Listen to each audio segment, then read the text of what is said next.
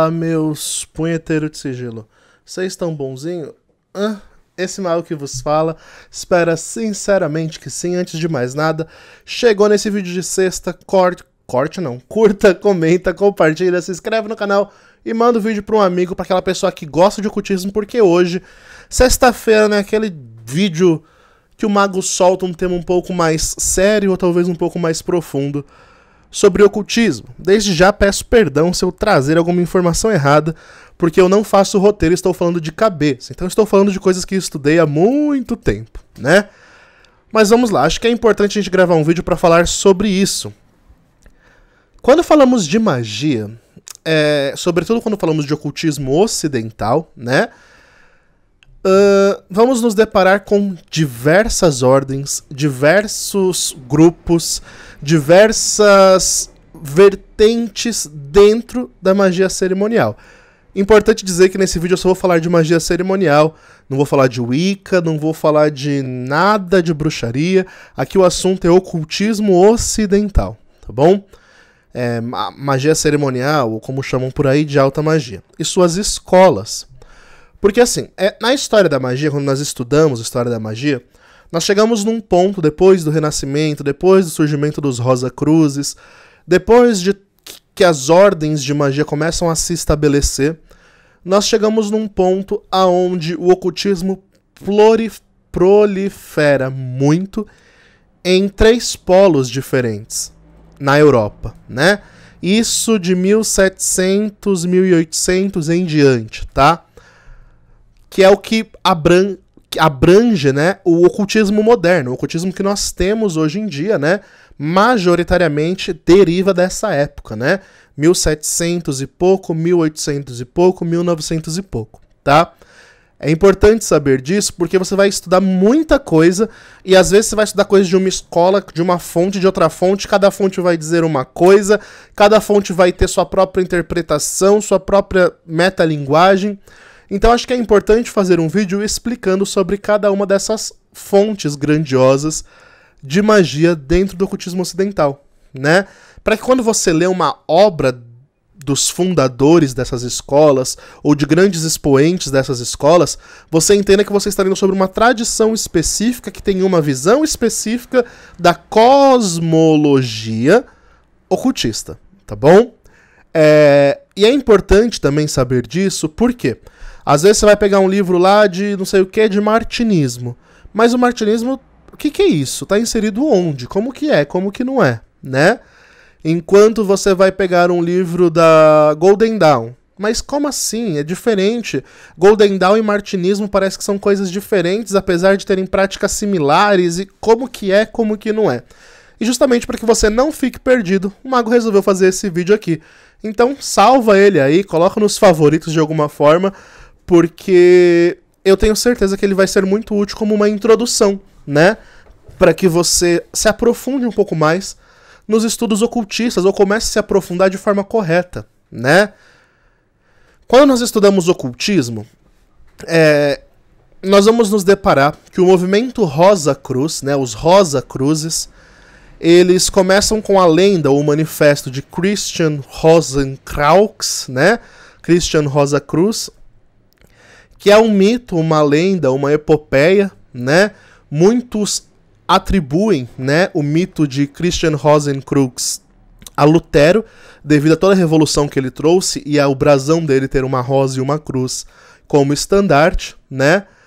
E o movimento Rosa Cruz pregava as leis herméticas acima de tudo e o hermetismo como a nova ordem mundial, né? Não estranhe o termo, não tem conspiracionismo, né? Apesar que se consideravam os Rosa Cruzes os grandes Illuminatis que queriam trazer a iluminação. Aí os crentes pegam todo esse rolê histórico e querem transformar em teoria da conspiração nos dias atuais, tá? Mas o que os manifestos Rosa Cruzes, tanto o manifesto primeiro de Christian Rosenkrantz como as bodas alquímicas e tudo mais, o que esses manifestos Rosa Cruzes falavam era que era chegada a era, né, onde o hermetismo cresceria, aonde a liberdade seria pregada e aonde o poder absolutista da igreja cairia. E claro que a igreja considera isso o anticristo. Óbvio, né? O que é muito bizarro quando você para associar Lutero como um dos cabeças desse movimento. Porque Lutero é o pai do protestantismo. E aí você vê que os protestantes são contra. É uma loucura quando você para pra pensar, né? Mas enfim, não é nisso que eu quero me deter. Aonde eu quero chegar? O movimento Rosa Cruz se tornou hiper famoso na Europa vitoriana, sobretudo, né?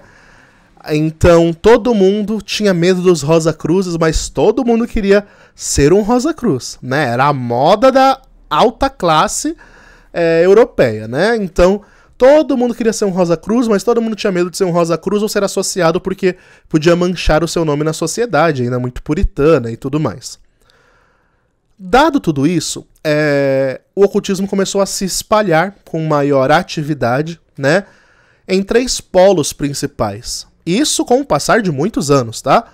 Não tô falando que são acontecimentos numa mesma época, tô falando que são acontecimentos no passar dos anos. Se alastrou, sobretudo, pro lado da Alemanha, pro lado da França e pro lado da Inglaterra. Cada um desses polos foram formando a sua própria cosmovisão do ocultismo. E aí, cada um desses polos tinha uma interpretação própria de cabala, alquimia e hermetismo, né? Os 3 pilares da magia cerimonial, né? E com o desenvolvimento dessas escolas, expoentes foram surgindo em cada uma delas. Mas, de um modo especial, a gente vai esquecer um pouco nesse vídeo a escola alemã, porque ela se distanciou demais do nosso rolê, né? A escola alemã, ela tendeu para um lado mais teosófico, né, com o passar dos anos, e infelizmente o cume desse movimento, teosofistas que me perdoem, mas um dos cumes desse movimento negativo foi o nazismo, né? Então o nazismo, ele tem uma busca ocultista muito descarada pela energia do Vril, tem a sociedade do Sol Negro, tem um monte de coisa que envolve esse rolê. Mas, né, o ocultismo alemão, mais pro Oriente Europeu também, ele se desenvolve numa pegada muito mais fechada, reservada e com conceitos que fogem muito da tradição francesa e inglesa, né? E claro que há debates e mais debates, e não é o nosso... não é a nossa intenção nesse vídeo curto falar sobre o que cada uma das escolas tem em comum ou não. Mas o que eu quero trazer é que nós vamos ter em cada uma dessas escolas devidos expoentes.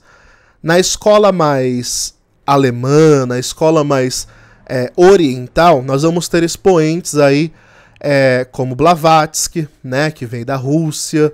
Nós vamos... Da Rússia? Acho que é da Rússia, né, que Blavatsky vem? Eu não tenho certeza. Nós vamos ter Blavatsky, nós vamos ter um outro cara que eu não sei falar o nome dele, mas tem uns 3 caras bem famosos pro lado mais russo, mais alemão também, né? E na própria Alemanha surgem outros expoentes que vão trazer um ênfase mais martinista, que o martinismo é da escola francesa que nós falamos, né? Que vai ser um movimento totalmente estruturado dentro do cristianismo gnóstico.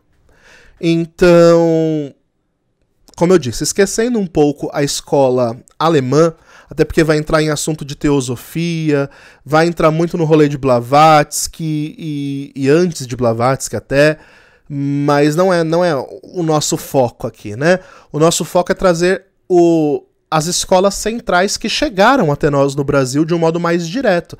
A teosofia chegou também, claro que todo o rolê gringo, alemão também chegou, mas os mais conhecidos ou os mais populares entre nós, né, aqui no Brasil, são as escolas inglesas e as escolas francesas. E qual que é a grande diferença entre inglesa e francesa? A escola francesa ela é composta majoritariamente pelos movimentos martinistas e martinesistas, né? Que nós temos aí como expoente Willimore, nós temos Pasquale, nós vamos ter as figuras epopeicas de San Jean Baptiste, Martin, não sei o quê. E tem vários expoentes que eu não vou saber trazer todos aqui de cabeça, mas que o grande X do martinismo, né? E corrijam-me, né, se eu estiver errado, os martinistas que eu sei que vão ver esse vídeo, porque tenho muitos irmãos da ordem que eu sei que vão assistir. O grande X do martinismo é um caminho cabalístico, só que segue uma cabala bem nos moldes cristãos, e o objetivo é totalmente teúrgico, né? A escola francesa, então, ela se destaca muito por dois aspectos essenciais. O primeiro deles é um ocultismo focado na elevação do homem, né?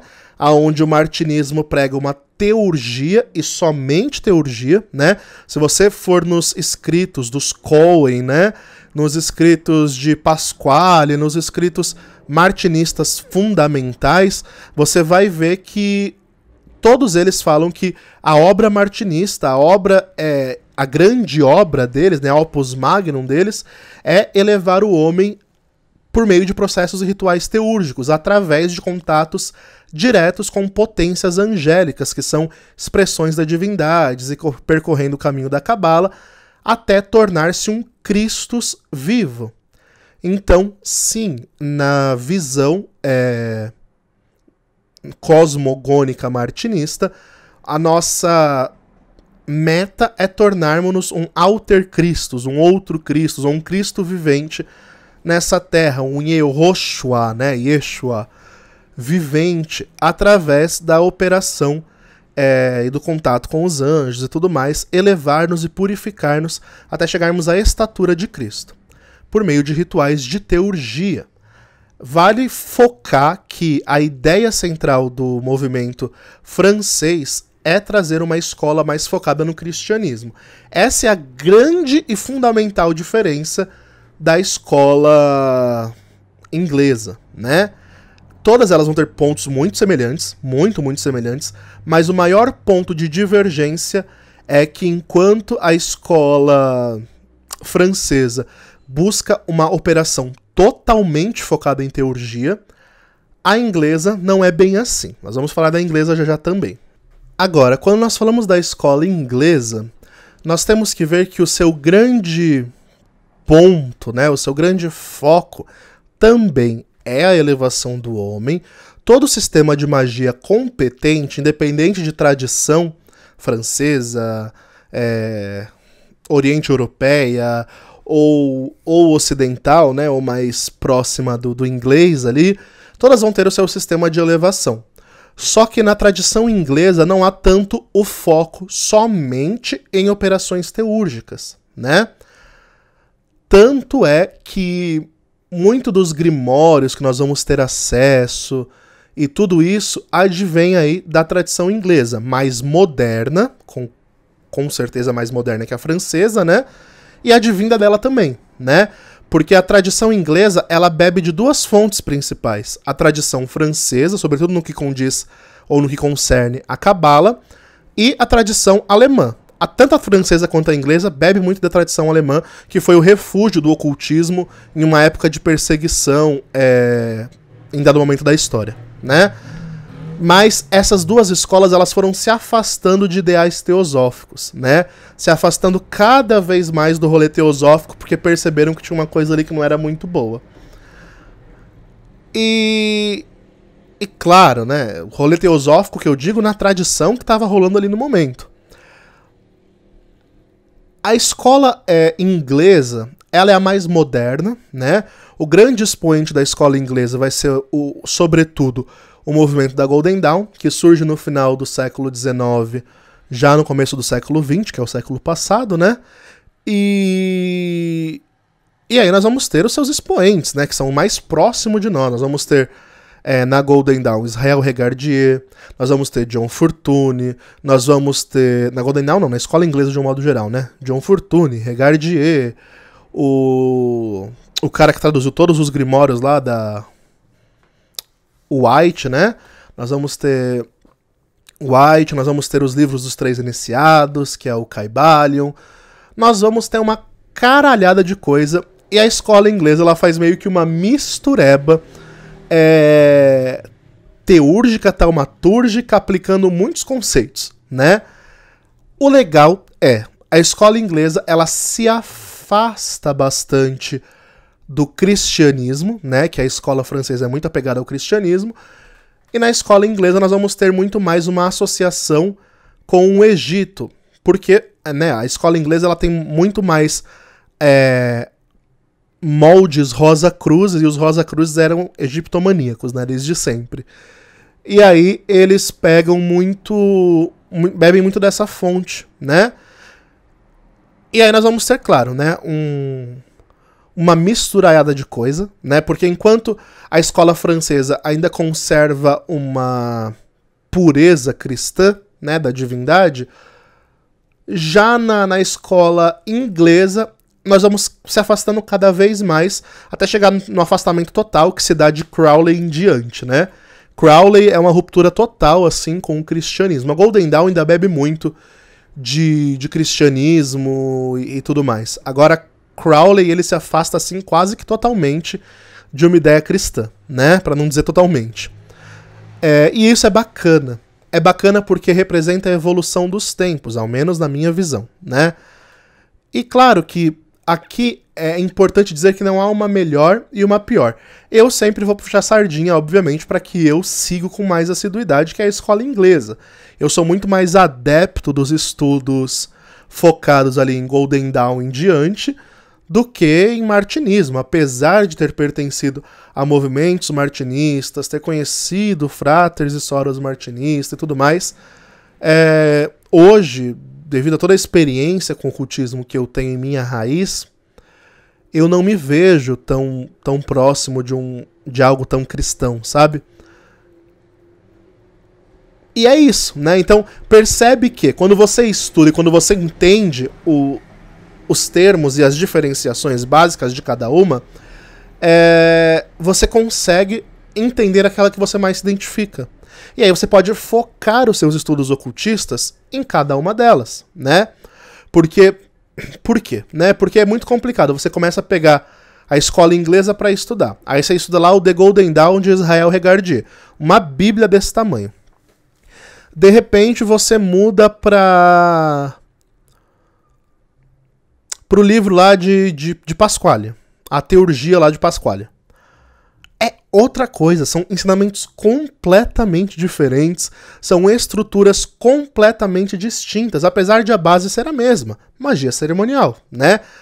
O que é o ponto de convergência entre todas essas escolas ocultistas, né? Cabala, astrologia, hermetismo e cerimonial mágico. Todas elas usam-se desses meios para conseguir os seus objetivos, né? Todas vão falar que o grande objetivo é a elevação do homem, né, propriamente dito, mas cada uma nos seus moldes. Francesa num molde mais cristão, inglesa num molde mais pagão, eu diria, né? Não é totalmente pagão, mas é um pouco mais hermetista, né? Um pouco mais hermético, eu diria. E claro, gente, isso vai dar uma confusão. Não é que a escola francesa não seja hermetista, porque é também, tá? Mas é porque como tem muita base cristã, e é um movimento cristão, basicamente, né? Eu faço essa diferenciação, né? Porque o hermetismo da Golden Dawn, o hermetismo de Crowley, o hermetismo da escola inglesa, ele bebe de uma fonte mais pagã. Tanto que a Wicca, né, ela surge desse seio, dessa escola ocultista inglesa, para criar aí um outro braço da escola inglesa, que é a bruxaria moderna, né? A Wicca, como bruxaria moderna, advém aí da escola inglesa do ocultismo. E é por isso que é importante você saber um pouco sobre. Para que quando você for estudar, você estude primeiro uma fonte, para depois, separadamente, estudar outra e saber que você está estudando outra fonte que vai ter outra visão. Quer ver uma coisa que confunde muito? Pegar para estudar Cabala na visão francesa e na visão inglesa. Na visão inglesa, por exemplo, o arcanjo que rege tal esfera vai mudar, em algumas ocasiões, da escola francesa. E da teosofia também. Né? Enquanto umas vão dizer que Rafael é o arcanjo de Tiferet, né? Outra vai afirmar que é Micael. Então, assim, há divergências pequenas e grandes, né, no ensinamento de cada um. E por isso que você fica confuso quando você começa a estudar o ocultismo assim, à torta e à direita, sem saber o que está lendo, sem saber de onde veio a fonte, né? Sobretudo fontes mais modernas, do século XVIII em diante, né? Quando você pega, por exemplo, um Eliphas Levi, você tem que entender a escola dele. Quando você pega uma John Fortune, você tem que entender o enredo por detrás. Aonde que ela aprendeu o ocultismo dela? Né? Quando você pega um Papus é um ocultismo totalmente francês, totalmente martinista. Papus, aliás, é fundador de um movimento martinista. Né? Então aí a pessoa começa a ler Papus, de repente tá lendo Crowley, de repente tá lendo outra coisa, e aí pronto. Vira uma salada de fruta na cabeça da pessoa. E aí a pessoa começa a criar sua própria escola, né? Porque ela não conseguiu assimilar nada. Então é por isso que eu sempre falo para estudantes de teoria ocultista, né? Porque tudo isso é estudo de fundamento, de teoria, né? Não estamos falando de prática, estamos falando mais de teoria. Quando você vai estudar teoria de ocultismo, escolha uma escola para estudar. Porque do contrário, você pode meio que se lascar muito aí nisso, né? E claro, não é que você tem que se fechar somente nisso, mas é que você precisa entender que o que você está lendo advém de uma tradição, advém de um ensinamento próprio, advém de uma fonte própria. Isso vai te ajudar a ter um filtro na leitura, isso vai te ajudar a separar o que é para você e o que não é para você de uma leitura, isso vai te ajudar, enfim, a muitas coisas, né? Nós temos, por exemplo, a magia enoquiana. É elisabetana, é inglesa, né? A escola inglesa de ocultismo, ela se vale muito, né, de ser o grande expoente do enoquiano. Mas isso não impede nada que alguém que segue o martinismo pratique o enoquiano adaptando para sua cosmovisão. Um enoquiano mais teúrgico, por exemplo. Dá para fazer totalmente. É claro que, na minha visão, né, um martinista que pratica enoquiano, com certeza ele vai tender a um puritanismo dentro do enoquiano. Puritanismo, né? Purismo, né? Dentro do enoquiano. Porque ele vai tentar um caminho teúrgico cristão que está nas fontes e na raiz do enoquiano. Já quem vai para uma visão mais inglesa do rolê, vai tender a um neo-enoquiano, geralmente. Por quê? Porque é o enoquiano da Golden Dawn, adaptado, sem muito rolê cristão e tudo mais. Então, às vezes, a gente tá indo por um lado, por uma tendência natural nossa, a gente nem sabe.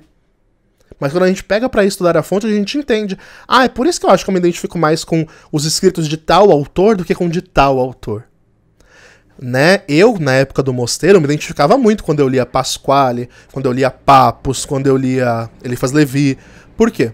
Porque era uma coisa bem cristã, bem enraizada, né, ali. E eu achava aquilo fantástico. Hoje em dia, eu pego pra ler, chega a ser um pouco entediante, não vou mentir. Por quê?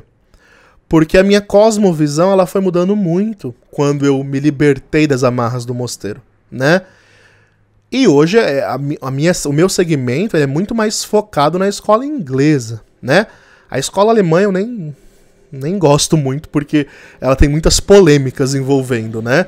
Sobretudo da Segunda Guerra Mundial em diante, né? É bem complicado falar de teosofia, ao menos na minha visão, né? Eu acho um pouco complicado porque, por mais que tenha muita gente de bem, muita gente boa, o movimento em si, quando você para ler as entrelinhas, tem muito racismo, muito elitismo, muito puritanismo, que gerou o que aconteceu aí no nosso passado.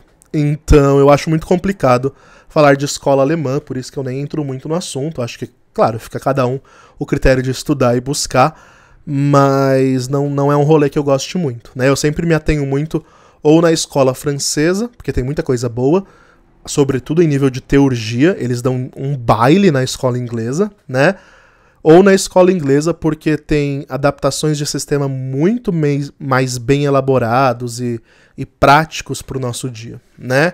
Então eu quis trazer esse vídeo para vocês entenderem a diferenciação quando você pega uma fonte de uma escola inglesa, de uma escola francesa e de uma escola mais oriental europeia, né? Como teosofia e afins, tá bom? É isso, eu espero que esse vídeo tenha ajudado vocês. Comenta aí se ajudou de alguma forma. E vamos aos recadinhos, meu povo. Bom, tivemos a missa enoquiana, quando esse vídeo for pro canal, já tivemos a missa enoquiana de agosto, então não vou falar de missa enoquiana. Rito de agosto, rito de quebra de demanda, quebra de maldição, porque agosto é um mês complicado, então vamos quebrar tudo de ruim, mandar embora, tá bom? Então, tá aí, mês de agosto, né? Quebra de demanda, corre que as vagas estão abertas, tá bom?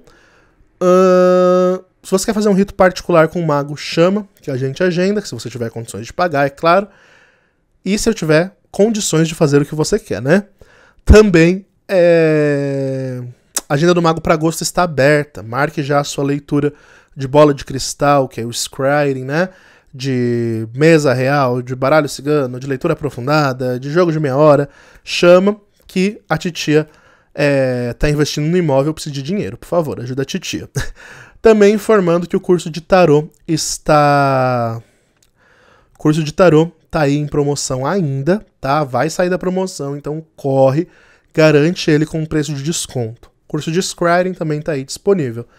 Quando eu estou gravando esse vídeo, eu ainda não viajei, né? Então eu não sei se eu abri vaga de mentoria ou não. Confere lá no Instagram, por favor, para ver se tem vaga de mentoria aberta ou não, tá bom? Demais, meu povo, fiquem bem, acredite na magia que existe dentro de vocês e falou!